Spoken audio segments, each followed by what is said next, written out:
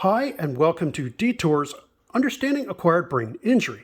We're welcoming back our co-host, Kate, and we're talking about something that kind of applies to both of us because with MRIs and CT scanners, quite often, especially those of us with concussions or mild TBI, we often don't show up when you scan. And a lot of people have complained or have said, well, gee, you can't see my injuries on a scanner. And my doctor says to me, well, hey, maybe it's psychogenic or maybe it's emotional and it's not a real injury. But both Kate and I we have symptoms, and these are not simply emotional or due to psychiatric issues. These are, neurological symptoms. Can you tell about your experience with, scans, CTs, MRIs, just as a survivor, I've had and at least two MRIs, at least one with contrast. Nothing was abnormal. Everything was normal.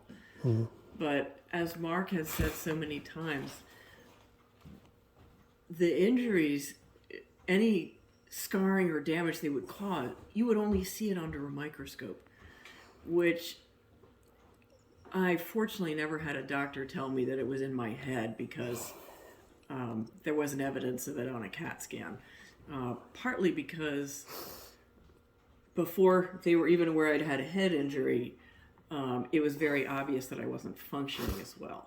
So at that point, they were just trying to find a reason. So I was fortunate in that. But you absolutely don't have to have anything abnormal on any kind of scan to have a significant brain injury.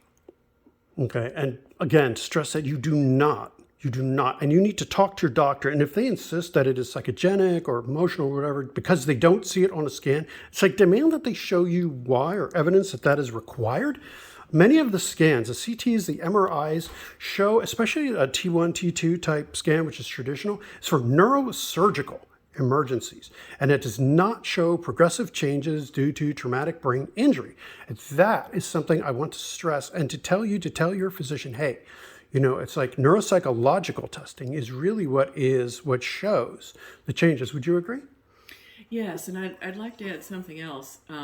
Family doctors do their best, but a family doctor telling you, I don't see anything, so there isn't anything there, that's not enough. If you think you may have a head injury, you need a specialist. You need a neurologist or another kind of specialist that works with head injuries, because they are more aware of the fact that you can have significant injury without evidence on a scan.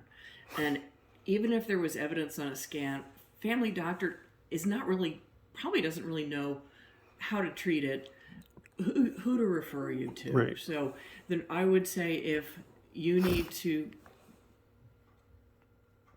being treated by somebody who can't see anything on MRI or CT, so thinks there isn't anything there, ask them to send you to a neurologist. That's a good place to start. Virtually all the neurologists know that neurologic problems don't always show up on imaging. And if you're looking for, and even among the psychiatrists, neurologists, and you're mainly going to be looking for a brain injury medicine subspecialist. They do nothing but brain injury, and we discussed that too.